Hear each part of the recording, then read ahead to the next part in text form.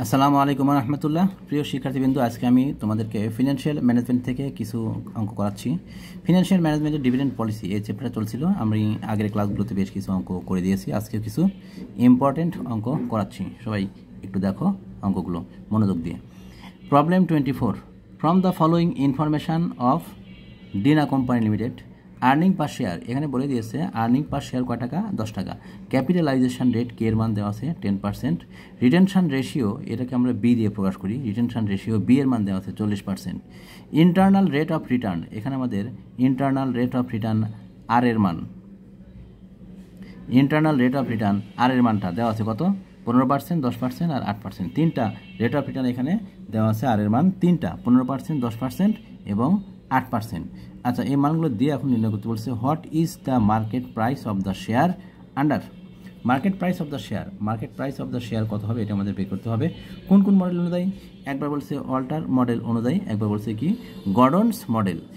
Alter model এবং Gordon model অনুযায়ী আমাদেরকে কি করতে হবে, শেয়ারের market price of the share এটা আমাদের বের করতে হবে, মানে শেয়ারের মূল্য, মার্কেট প্রাইস কত এটা আমাদের বের করতে হবে। এখানে একটা জিনিস খেয়াল রাখতে হবে, ইন্টারনাল রেট অফ রিটার্ন 15% দেওয়া আছে, 10% দেওয়া আছে, 8%, 3টা পার্সেন্ট দেওয়া আছে। তো আমরা যখন অল্টার মডেল করব, তখন অল্টার মডেলের ক্ষেত্রে সূত্র প্রয়োগ করে যেখানে আর আছে সেই আর এর জায়গায় একবার আমরা 15% দিয়ে মান বের করব, একবার 10%, একবার কত 8%। এই তিনটা ক্ষেত্রে আমরা আর এর মানটা বের করব। আর এর মান একবার 15% ধরে বের করব, একবার আর এর মান একবার 15% ধরে P0 মানটা বের করব, মানে শেয়ারের মূল্য, আর 10% আর এর মান ধরে একবার P0 বের করব, আর 8% একবার আর এর মান বসিয়ে P0 মানটা বের করব। আবার একই রকমভাবে গর্ডন মডেলের যে সূত্র, সেই সূত্রেও আর এর মান 3বার 3টা বসিয়ে মান বের করব। এবার দেখো আমরা বের করছি, মান বের করছি এখন।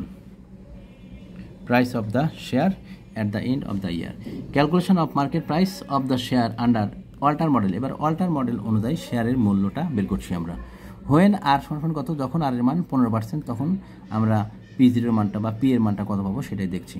পি সমান D plus R by K E minus D. এখানে পি মানে কি, শেয়ারের মূল্য, আর যেহেতু অল্টার মডেল বলছে তাহলে অল্টার মডেলের সূত্রই ছিল আমাদের এটা, D plus R by K into E minus D. এখন কী মান দেওয়া আছে সেই মানগুলো, কী কী মান দেওয়া আছে সেই মানগুলো আমরা পাশে লিখে দেখাবো। ই এর মান আর্নিং পার শেয়ার 10 টাকা, আর এর মান রেট অফ রিটার্ন, এটা তো আমরা ধরেই নিয়েছি যখন 15%, তাহলে আর সমান কত 0.15। কে সমান কত, কস্ট অফ ক্যাপিটাল, এটা দেওয়া আছে 10%, মানে 0.10। আর ডি বাই পি রেশিও আমরা জানি, ডি বাই পি রেশিও সমান 100% মাইনাস রিটেনশন রেশিও। আচ্ছা, এইখানে আমাদের রিটেনশন রেশিওটা সরাসরি দেওয়াই আছে 40%। প্রশ্নের মধ্যে বলে দিয়েছে যে রিটেনশন রেশিও 40%, তো ডি বাই পি রেশিও সমান কী আসবে, 100% মাইনাস রিটেনশন রেশিও 40%, এটা বাদ দিলে আসবে 60%। তাহলে ডি এর মানটা কত আসবে, আর্নিং পার শেয়ার ই কে আমরা গুণ করব ডি বাই পি রেশিও দিয়ে, তাহলে আর্নিং পার শেয়ার ই মান দেওয়া আছে কত, 10 টাকা, তাহলে 10 টাকাকে আমরা 60% করলে পাবো 6 টাকা। এই মানগুলো এখানে প্রয়োগ করবো। এখন প্রয়োগ করলাম 6 প্লাস 0.15 বাই 0.10, আর এখানে 10 টাকা ছিল ই এর মান, আর ডি এর মান ছিল 6 টাকা, আর নিচে কে এর মান আসবে কত, 0.10। ক্যালকুলেশন করবো এখন আমরা, জাস্ট ক্যালকুলেশন আর কিছু না।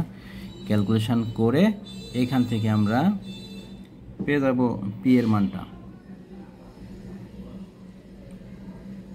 তাহলে পি সমান ক্যালকুলেশন করলাম, করে এখান থেকে পেলাম কত, 120 টাকা। এবার হোয়েন আর সমান 10%, আমরা 15% দিয়ে করলাম, আর এর মান যখন 15% তখন আমরা এটা পাবো, আর আর এর মান যখন 10% তখন পি এর মানটা, মানে প্রাইস অফ দ্য শেয়ার, শেয়ারের মূল্যটা কত আসে এটা বের করবো। তাহলে পি সমান D plus R by K E minus D divide by K, সূত্র ই এর মান এত 10 দেওয়া আছে, আর এর মান কত 0.10, আর কে এর মান 0.10, আর এখানে ডি বাই পি রেশিও কত 60%, ডিভিডেন্ড পে আউট রেশিও আমরা একটু আগে বের করেছি কত 60%, এটা আর বের করলাম না, আগেরটাতে আমরা বের করে দেখাইছি।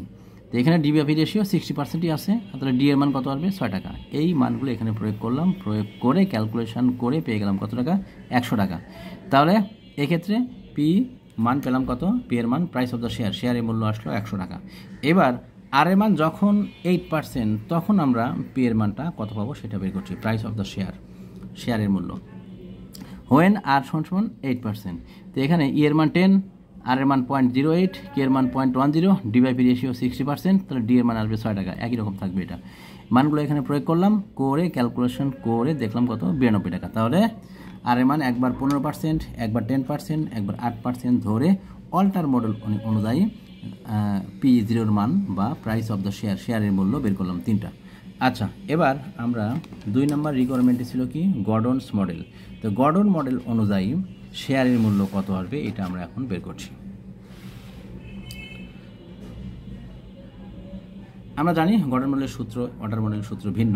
এখন দেখো calculation of market price of share under Gordon's model when R সমান কত 15%, যখন আর এর মান 15% তখন আমরা পি সমান কি সূত্র লিখবো E into 1 - B divide by K - B R. এখন ই এর মান, ই মানে কি আর্নিং পার শেয়ার, ই দেওয়া আছে 10 টাকা, আর এর মান দেওয়া আছে 0.15, আর কে এর মান দেওয়া আছে 0.10, আর বি মানে হচ্ছে রিটেনশন রেশিও, এটা আমাদের অঙ্কে সরাসরি বলেই দিয়েছে। বি এর মানটা কত 40%, তাহলে 0.40।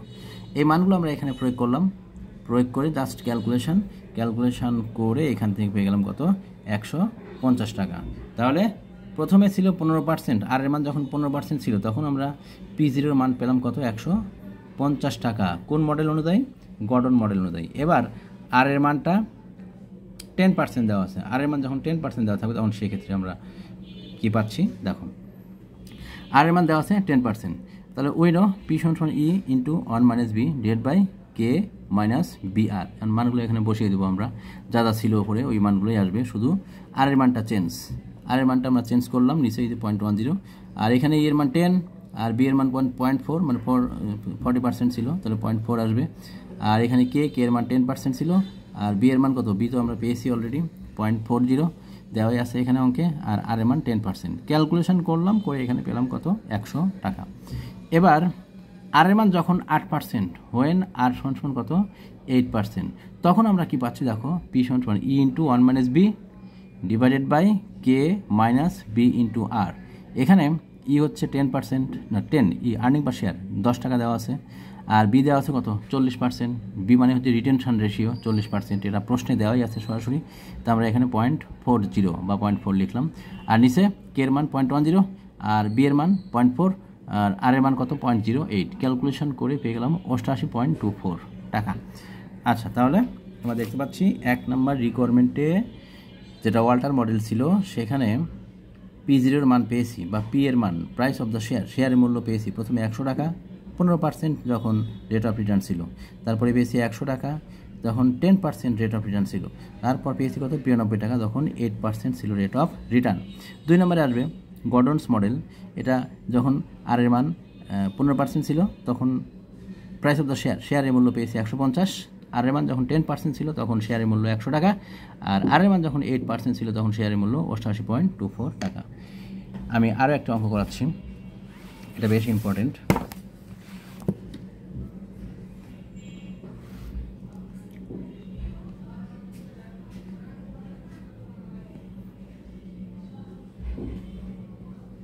প্রবলেম 25, এটা হচ্ছে প্রবলেম 25। দেখো প্রবলেম 25 কীভাবে হবে।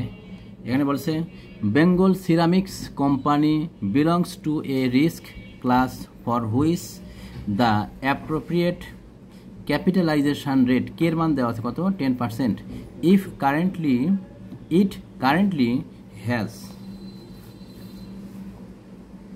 ইট currently has outstanding 1 lakh share selling at টাকা 100 ইচ।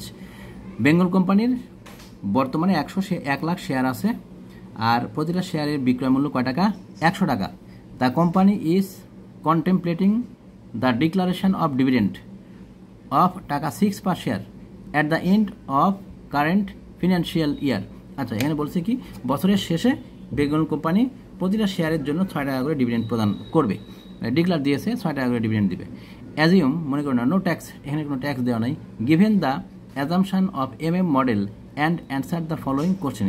এবং মডেল অনুযায়ী উপরে যে তথ্যগুলো দেওয়া আছে এই তথ্য থেকে মডেল অনুযায়ী নিচের কোশ্চেনগুলোর অ্যান্সার করো।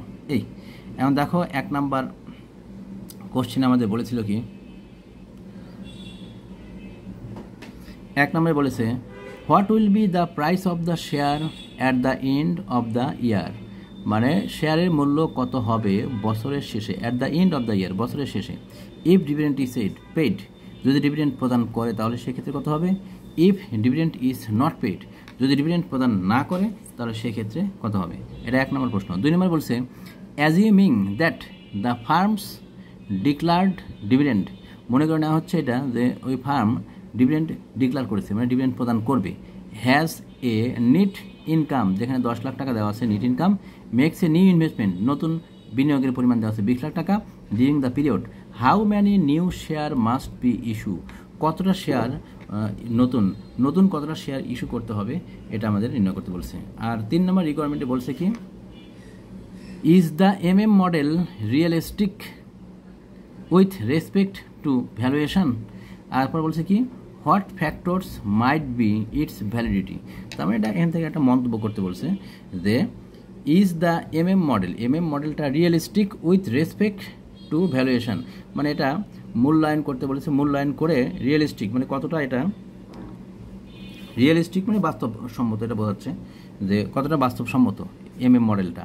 আচ্ছা, what factors might be its validity, এটার ভ্যালিডিটিতে কোন কোন ফ্যাক্টরগুলো ইফেক্ট পড়ে, কোন কোন ফ্যাক্টরগুলো আমাদেরকে দরকার হবে এখানে, এটা আমাদেরকে বের করতে বলেছে। এবং দেখো আমরা 1 নম্বর সলিউশনটা করছি। 1 নম্বরে বলেছে কি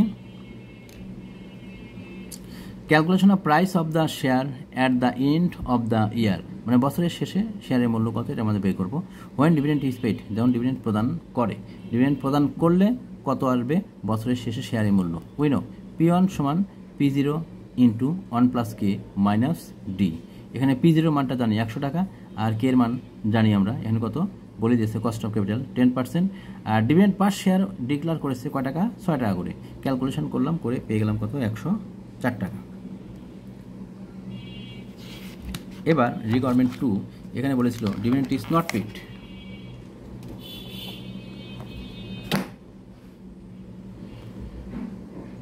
বি নাম্বার এখানে বলেছিল কি when dividend is not paid, যদি ডিভিডেন্ড প্রদান না করে তাহলে সেক্ষেত্রে শেয়ারের মূল্য কত। উই নো P1 সমান P0 into 1 + K minus D, তাহলে P0 মানে 100 টাকা, কে এর মান দেওয়া আছে 0.10, ডি এর মান কত, ডিভিডেন্ড নট পেড বলেছে, তাহলে ডি এর মানটা এখানে 0, মানটা এখানে প্রয়োগ করলাম, করে এখান থেকে পেলাম কত, 110 টাকা। এবার 2 নম্বর রিকোয়ারমেন্ট, 1 নম্বরে এ বি করলাম, এবার আমরা 2 নম্বর রিকোয়ারমেন্টে যাচ্ছি। 2 নম্বর রিকোয়ারমেন্টে বলছে যে number of new share issue, number of new share বের করতে বলেছে। Calculation of number of new share, we know delta N I minus E plus D divide by P1, এখানে বলেই দিয়েছে ডিভিডেন্ড প্রদান যদি করে তাহলে সেক্ষেত্রে আমাদের নাম্বার অফ নিউ শেয়ার কত হবে। তাহলে আই এর মান 20 লাখ আর ই এর মান দেওয়া আছে 10 লাখ, ডিভিডেন্ড টোটাল ডিভিডেন্ড, এটা এই ডি মানে হচ্ছে টোটাল ডিভিডেন্ড। 1 লাখকে 6 দিয়ে গুণ করলাম, 1 লাখ হচ্ছে শেয়ারের সংখ্যা আর 6টা হচ্ছে পার শেয়ারে ডিভিডেন্ডের পরিমাণ, তাহলে 1 লাখ গুণন 6 করে পেলাম কত, 6 লাখ টাকা।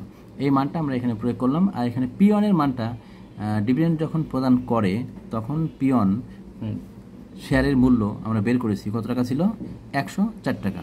সেই 104 টাকা আমরা এখানে প্রয়োগ করলাম, করে ক্যালকুলেশন করলাম, করে পেলাম কত, 15,385। 15,385টা শেয়ার, নতুন শেয়ারের সংখ্যা 15,385। আর লাস্ট রিকোয়ারমেন্ট যেটা ছিল এখানে জাস্ট একটা কমেন্ট করতে বলেছে, আমরা এই কমেন্টটা লিখে দিব। কমেন্টটা হবে এরকম, model is not realistic with respect to valuation, the major factor, কী কী ফ্যাক্টর যুক্ত, লাস্টে একটা প্রশ্ন ছিল যে এর ভ্যালিডিটির সাথে কোন কোন ফ্যাক্টর যুক্ত। The major factor effecting the validity of model আর, মেজর ফ্যাক্টরগুলো কী কী, ট্যাক্স ইফেক্টটা আমাদের এখানে মেজর ফ্যাক্টর, তারপরে প্রোটেকশন কস্ট, তারপরে ট্রানজ্যাকশন অ্যান্ড ইনকনভেনিয়েন্স কস্ট, তারপর preference for current dividend by investors and resolution of uncertainty, এই কয়েকটা ফ্যাক্টর আমাদের কি এই মডেলের সাথে যুক্ত। আজকে এ পর্যন্তই, সবাই ভালো থাকো, আল্লাহ হাফেজ।